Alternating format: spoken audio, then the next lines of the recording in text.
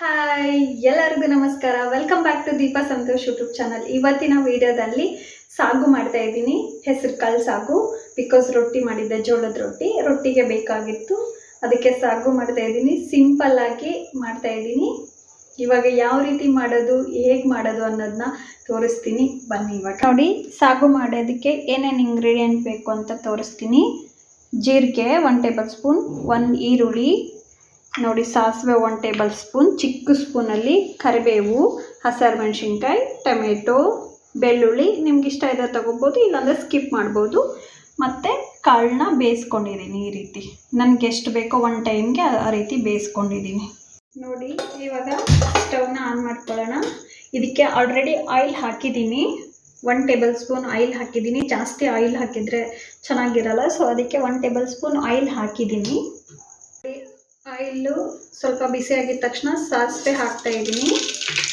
ಸಾಸಿವೆ ಹಾಕಿದ ಕೂಡಲೇ ನೋಡ್ಬೋದು ಈರುಳ್ಳಿ ಹಾಕ್ತಾ ಇದ್ದೀನಿ. ಈರುಳ್ಳಿನೂ ಹಾಕಿ ಜೀರಿಗೆನೂ ಹಾಕ್ತಾ ಇದ್ದೀನಿ. ನೋಡಿ, ಇದನ್ನ ಜಸ್ಟ್ ಮಾಡ್ಕೋಬೇಕು.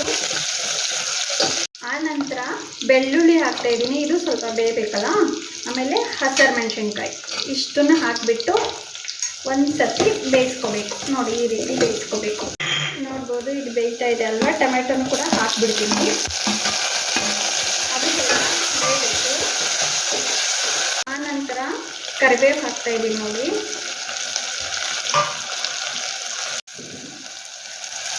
ಹಾಗೆ ರುಚಿಗೆ ತಕ್ಕಷ್ಟು ಉಪ್ಪು ಹಾಕ್ತಾ ಇದ್ದೀನಿ. ನೋಡಿ, ನಿಮ್ಗೆ ಎಷ್ಟು ಹಾಕಬೇಕು ಅನ್ನೋದು ಗೊತ್ತಾಗುತ್ತಲ್ಲ. ನೋಡಿ, ನನಗೆ ಇವಾಗ ಎಷ್ಟು ಕ್ವಾಂಟಿಟಿ ಬೇಕಾಗುತ್ತೋ ಅಷ್ಟೇ ಹಾಕಿದ್ದೀನಿ. ನಿಮ್ಗೇನಾದರೂ ಹುಳಿ ಇಷ್ಟ ಇದ್ದರೆ ಜಸ್ಟ್ ಇಷ್ಟು ಹುಳಿ ಹಾಕ್ಕೊಳ್ಬೋದು. ನನಗಿಷ್ಟ ಅಂತಲೇ ಹಾಕ್ತಾ ಇರೋದು. ಸೊ ಜಸ್ಟ್ ಒಂದು ಮಿಕ್ಸ್ ಕೊಟ್ಕೋಬೇಕು. ಆನಂತರ ಬೇಯಿಸ್ಕೊಂಡಿರೋ ಹೆಸರು ಕಾಳನ್ನ ಇದಕ್ಕೆ ಹಾಕ್ಕೊಳ್ಬೇಕು. ನೋಡಿ, ನಿಮಗೆ ನೀರು ಏನಾದರೂ ಬೇಕಂದರೆ ಆ್ಯಡ್ ಮಾಡ್ಕೋಬೋದು, ಇಲ್ಲಾಂದರೆ ಹಾಗೆ ಬಿಡ್ಬೋದು. ನೋಡಿ, ಈ ರೀತಿ ಮಾಡಿಕೊಂಡು ಒಂದು ಮಿಕ್ಸ್ ಕೊಟ್ಕೋಬೇಕು. ನೋಡಿ, ಸ್ವಲ್ಪ ಅರಿಶಿನ ಪುಡಿ ಹಾಕಬೇಕು. ನಿಮ್ಗೇನಾದರೂ ಬೇಕಂದರೆ ಇದಕ್ಕೆ ನೀರು ಆ್ಯಡ್ ಮಾಡ್ಕೊಳ್ಳಿ, ಇಲ್ಲ ಹಾಗೆ ಬೇಡ ನಮಗೆ ಅಂದರೆ ಹಾಗೆ ಗಟ್ಟಿಯಾಗೆ ಮಾಡ್ಕೊಳ್ಬೋದು. ನನಗೇನು ಸ್ವಲ್ಪ ನೀರು ಬೇಕು ಅನ್ನಿಸ್ತು, ಸ್ವಲ್ಪ ಅನ್ನಕ್ಕೂ ಬೇಕಲ್ವ, ಸೊ ನೀರು ಬೇಕು ಅನ್ನಿಸ್ತು, ಅದಕ್ಕೆ ಆ್ಯಡ್ ಮಾಡಿಕೊಂಡ್ರೆ.